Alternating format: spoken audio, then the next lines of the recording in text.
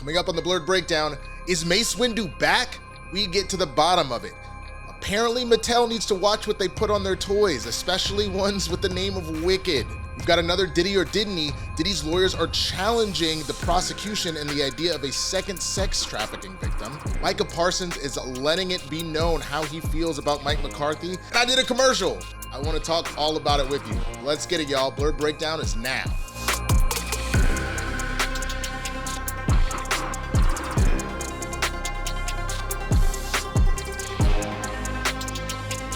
What's good, everybody? I'm Winston Marshall, aka the Swaggy Blerd, and this is the Blerd Breakdown, the pop culture show when you need to know, see what had happened was. If this is your first time here, please be sure to hit the subscribe button, hit the notification bell, and hit that like button if you enjoy the content, and be sure to leave a comment on your favorite story that you've got going on here. Get in the conversation and let's talk about it. So we got a bunch of stuff to talk about, but let's start with the nerdy stuff today, and we're going to jump right back into more Star Wars. Sounds like everyone's favorite purple lightsaber-wielding Jedi might be returning. Samuel Jackson is in rumors to return as Mace Windu. This comes from comic book movie and Mark Cassidy. Mace Windu lives? Samuel L. Jackson, who plays Nick Fury in the Marvel Cinematic Universe, was introduced as the purple lightsaber-wielding Jedi Master in the first of George Lucas's Star Wars prequels, The Phantom Menace, and was ultimately killed off in Revenge of the Sith when Anakin Skywalker betrayed him by cutting off his arm, and Emperor Palpatine used his Force lightning to blast him out a very high window. Despite the character's apparent death, fans have speculated that he may have survived. Hey, if Darth Maul can return after being cut in half, anything is possible. And Jackson himself has frequently claimed that Windu is still among the living. Most recently, the actor emphatically told Empire that Mace is not dead, before making it clear that he'd be more than willing to return to the galaxy far, far away for a new movie or a Disney Plus series. It's like, okay, Obi-Wan was dead when Episode 4 started, so maybe everyone thinks I'm dead, and we'll find out what happened to Mace Windu, he said in a previous interview. I can come back as a one-armed or a one-handed Jedi that's still around that didn't actually die.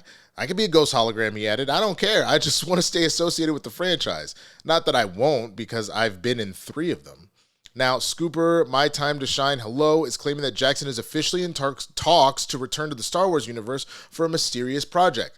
We don't have any other details. It could be a live-action or animated project, but it wouldn't really be too surprising if Jackson did reprise the role of Mace Windu after we've already seen a number of classic characters such as Obi-Wan Kenobi, Boba Fett, and Anakin Skywalker / Darth Vader revisited for new Disney Plus shows. Look, nothing would make me happier than if Mace Windu came back. I mean, it was awesome to see Sam Jackson in that universe in the first place. He definitely brought his own very particular aura. It was like seeing Jules just show up in Star Wars. Shaft in Star Wars was ridiculous, but that purple lightsaber was amazing. The fact that the idea of that color really hadn't come up. It was just because Sam wanted his own particular lightsaber. And to know that Mace Windu was supposed to be known, I believe, as a battle master, Jedi Master, and that he was the best lightsaber wielder, I guess, out of all of the Jedi. Any of my bigger Star Wars fans, I'm sure you could correct me on that. But like, that was what he was really known for. And I think that that's really cool if there is a way to bring him back. And why not? How many people have been thrown from buildings, cut up and all sorts of stuff and have survived because of the Force or whatever else, man? I think that would be super cool. I would even love to see him in a situation where like he goes kind of full anti-hero. Like, I don't know if I necessarily need him to go full Sith, but maybe like after that, some dark side kind of flowed through him, which it's been said that he has wielded a little bit. I've seen that somewhere before. He's had wielded a little bit, but not to the level of anybody you've seen like that. But just because of his aggressive nature of his lightsaber wielding and whatnot, that's been a proclivity. But it'd be really interesting to see a dude where the Jedi are gone and he's just pissed off, and what that means at this particular point, if he's gonna go get revenge on motherfuckers. But anyway, man, you hear that Mace Windu might be back. What do you think about that? Would you be down for it, or are you kind of like, nah, I really want to move on from other characters. I don't really want to talk about Mace Windu. Let's do something else. Let me know what you think down in the comments. Let's go to the next story. Okay, this one had me laughing kind of hard today. So apparently, Wicked, which is about to come out, put out their toys, and there was an error where somebody printed the URL of a porn site instead of the movie's website. So I'm going to give you the story as given by Comic Book Movie and Josh Wilding. We're betting someone's about to get fired over this. Wicked John M. Chu's long-awaited film version of the beloved musical has released a ton of merchandise and toys from companies like the Noble Collection, Lego, and Mattel, but the latter has made a huge blunder on packaging for 2 dolls featuring the likenesses of Cynthia Erivo and Ariana Grande. The back of the box is for Elphaba and Glinda dolls. There's a website URL for Wicked.com. The issue is the movie's actual website is wickedmovie.com, and Wicked.com just so happens to be a pornographic website.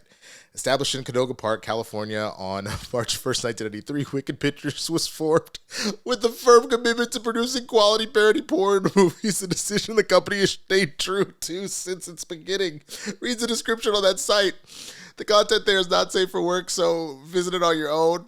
For those of you wondering, their back catalog includes the likes of Captain Marvel XXX, an Axel Braun parody, and Sunny Gold Melons. We'd imagine there's also been a Ninja Turtles one, and multiple others. We'd imagine Wicked will be next for that treatment, given the attention this snooze has generated for the adult entertainment company. It's also been reported today that searches for Wicked.com have risen to their highest level since mid-2012, something we're sure the site is very thankful for. Mattel has since issued a statement on the mistake, which reads, Mattel was made aware of a misprint on the packaging of the Mattel Wicked collection dolls primarily sold in the U.S., which intended to direct consumers to the official wickedmovie.com landing page. We deeply regret this unfortunate error and are taking immediate action to remedy this. Parents are advised that the misprinted incorrect website is not appropriate for children. Consumers who have already have the product are advised to discard the product packaging or obscure the link and may contain Mattel customer service contact Mattel customer service for further information. Mattel's line of Wicked movie dolls are being sold at retailers like Target and Amazon and Kohl's, so pulling them off the shelves will not be easy. Perhaps coincidentally or not, this error comes just months after Mattel announced plans to use generative AI to help the toy company's designers brainstorm and fine-tune packaging for a range of products. There'll be a lot of unhappy parents heading into the holidays thanks to this mistake. Universal Pictures is yet to comment. This is the kind of news that we need after such a crazy week last week. I'm not going to sit here and pretend like I haven't not only heard of the Wicked website as was advertised on the back of these dolls, but some of the parodies, man, they've done everything from the Avengers to Star Wars to Pirates of the Caribbean. I believe they were the ones behind the very infamous Pirates porn that came out a long time ago when I was in college and was apparently the most expensive, the highest budget for a porn movie like ever at the time. So like, that's hilarious. I think the one thing to keep in mind for anybody that did potentially buy those toys, do not do what they said about throwing out the packaging. I know that sounds counterintuitive. That's the kind of thing, because of that kind of mess up, and now that they're pulling them from the shelves, it probably will be worth something someday. So go buy another toy for your kid, keep that one, and you might be able to sell that for a shit ton in the future. I wish I had heard about this before. I'm sure they already pulled it, because that's money. I might go look at Target right after I'm done and see if maybe they didn't get to it on these shelves yet, but I'm sure that directive came out as soon as everybody got to work. But let me know what you think. Did you hear about this? Is it hilarious? I'm curious if you are familiar with Wicked's work, not the musical, but the website. Which of the parodies have you heard of before?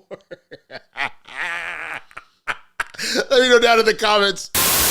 Let me know what you think down in the comments. And I've got a more serious story. I'm actually going to do a shift here, and I'm going to do a more fun, lighthearted story of myself and this commercial I did. Let's talk about it. We'll watch it together, and then I'll come back to the serious story, because I realized when I put the programming together, I didn't think about what was coming up against each other. So, phrasing.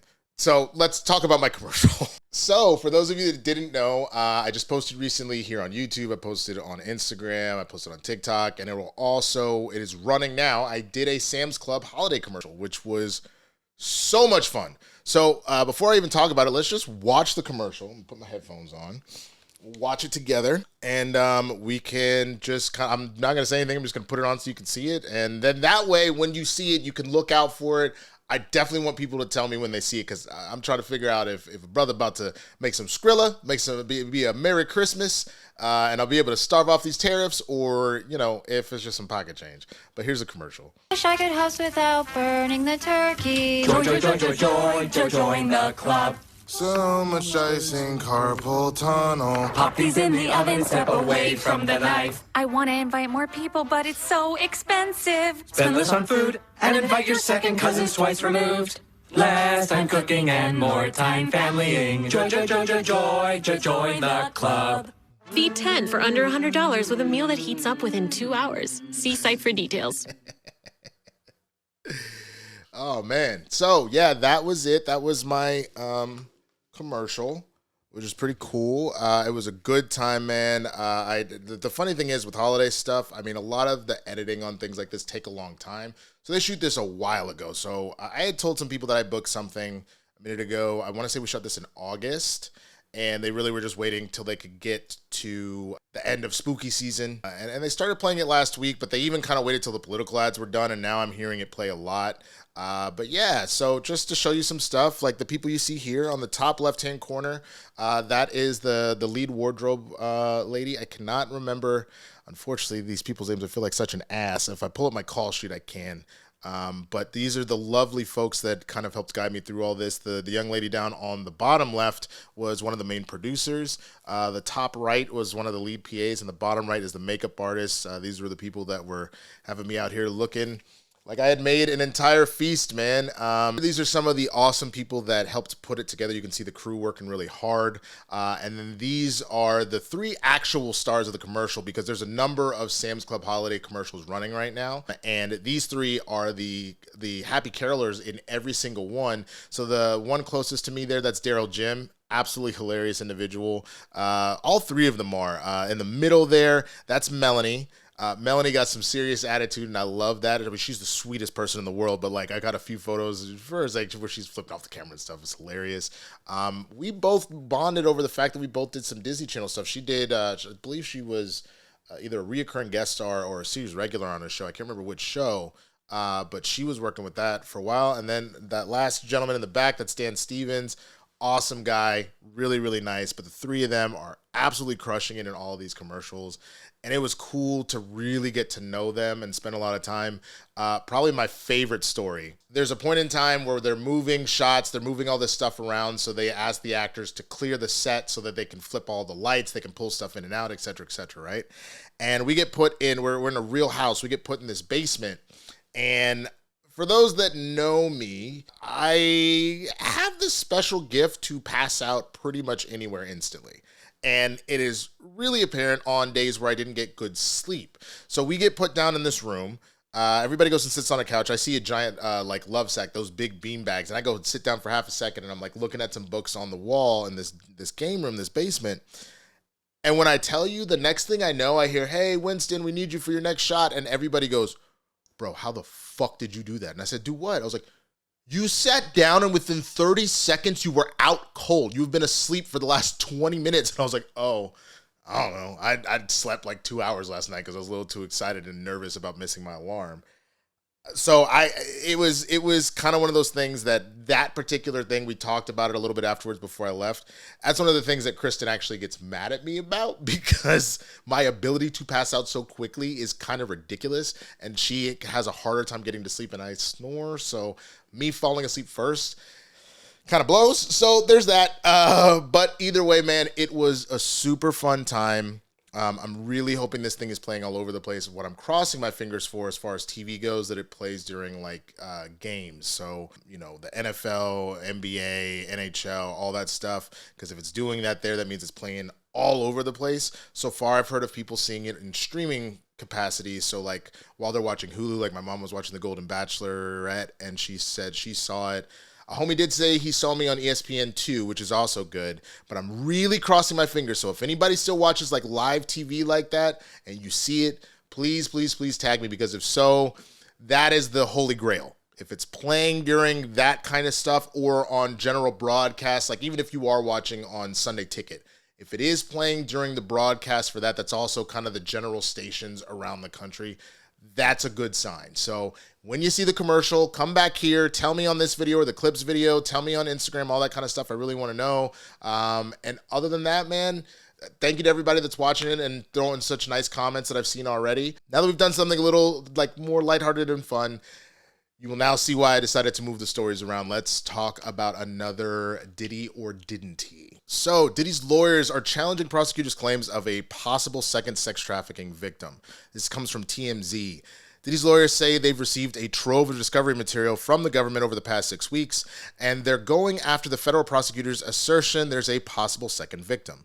According to legal documents filed Friday and obtained by TMZ, Diddy's attorneys attacked the government's claim there was a potential second victim of Diddy's alleged sex trafficking operation. As you know, the original indictment pointed specifically to one unnamed victim, who seems to be his ex-girlfriend Cassie, based on the allegations. The feds charged Diddy with racketeering, sex trafficking, and transportation to engage in prostitution. In Friday's court filing, Diddy's attorney said the notion of a purported second sex trafficking victim is nonsense, claiming the woman in question is not a victim at all. Diddy's attorneys claim prosecutors haven't even interviewed the woman and say she wasn't a target of any obstructive conduct by Diddy.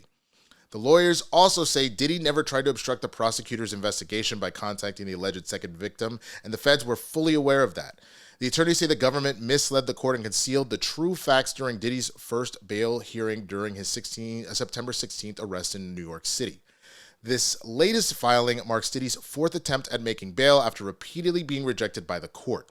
In the docs, Diddy's lawyers also addressed victim number one, who seems to be Cassie, the music mogul's ex-girlfriend. The attorneys say Diddy and victim number one had an 11-year relationship, but the first allegations by the accuser came 5 years after the couple's 2018 split in November 2023. What's more, the lawyers say the evidence points to a clear case of extortion by victim one, who demanded $30 million from Diddy to purchase the rights to a tell-all book about their relationship. Okay, again, Diddy or Diddy, the point of it is to keep y'all in the loop of what's going on.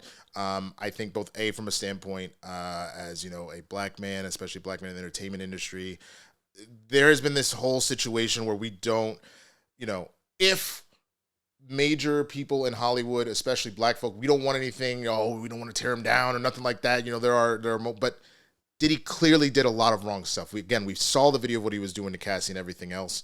And as this evidence has continued to pile up, the truth needs to come out one way or the other. Obviously, we are going to wait until the court cases are done, but there is so much evidence piled up here. Again, all allegedly.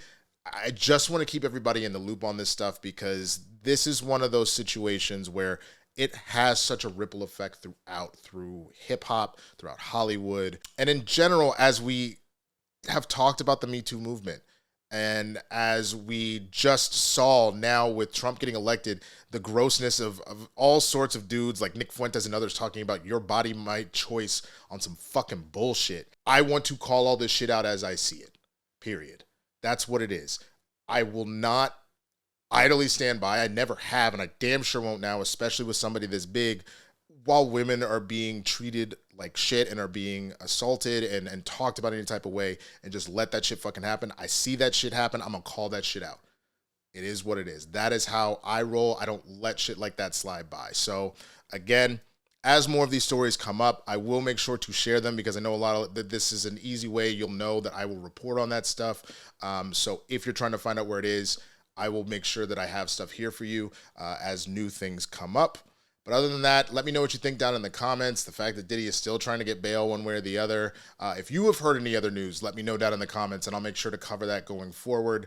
But other than that, let's go to our last story, and it's a little bit of sports. So the Cowboys have lost yet again, got completely destroyed by the Eagles. Nobody, at least I wasn't surprised. The only thing I was surprised about to see that the return of Micah Parsons did bring a massive spark to the team, and we looked like we actually might be able to do something, except for the fact that people were out here thinking that Cooper Rush was good. He's not. He had a stellar defense last time and was able to kind of hold out. We're just a bad team. We are a bad team. And apparently I'm not the only one that thinks so. Take a listen to what Micah Parsons had to say during a post-game interview. You know, Mike can leave and go wherever he wants, but the guys, I kind of feel bad for his guys like Zach Martin and do great things with those type of legends who put in more time and work than Mike McCarthy ever did. So on Monday morning, the Dallas Cowboys head coach spoke with his star edge rusher. When something does create questions for others in the locker room, something that I've always done, conversation has to happen, McCarthy said. So Mike and I had a conversation this morning about it, handled those things as men should handle it. Questions about McCarthy's job status are heightening as the Cowboys sit at 3-6 during the final year of their head coach's contract.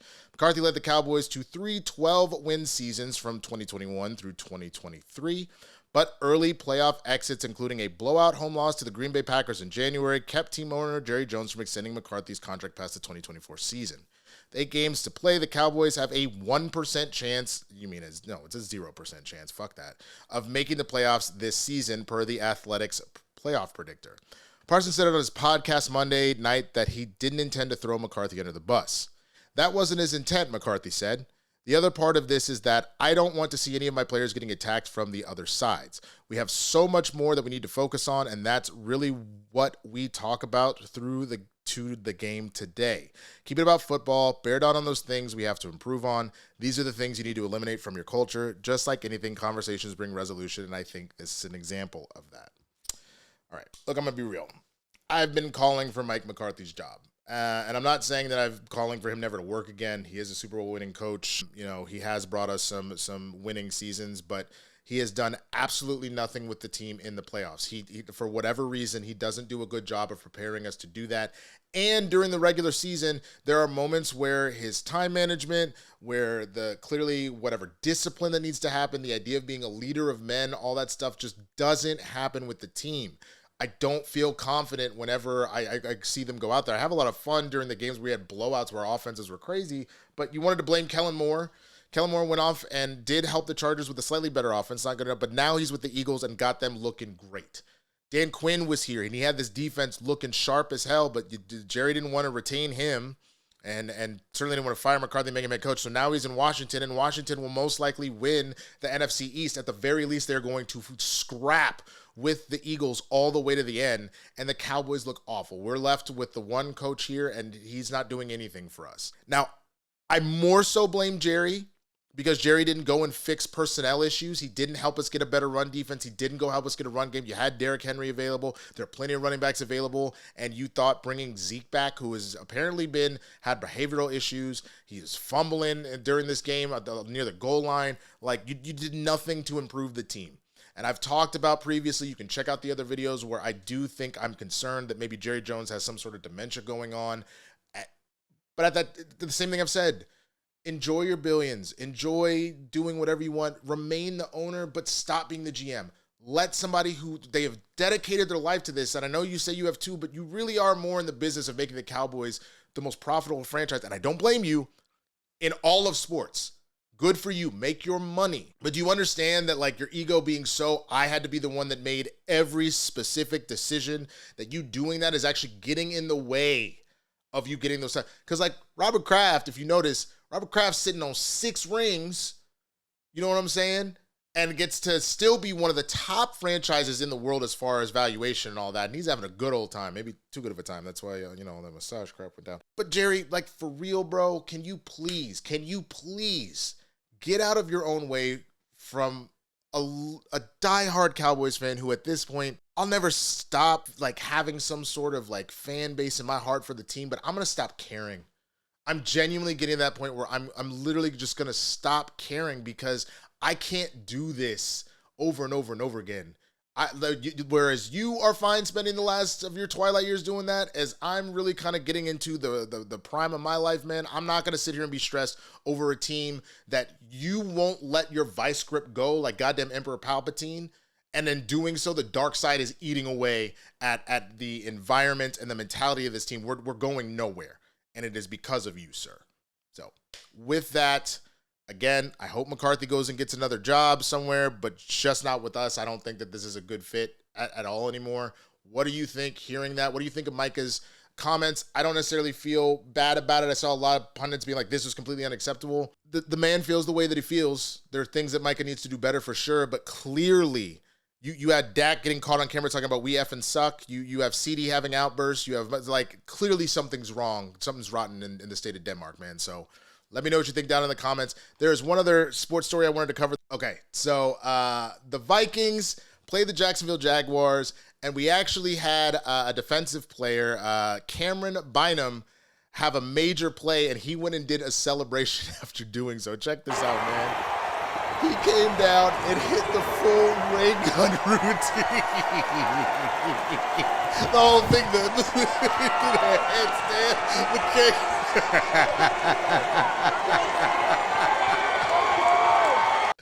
And that's how you do it, bro. That is exactly what you should do. This is what football should be about. The Cowboys don't get to do that because we suck.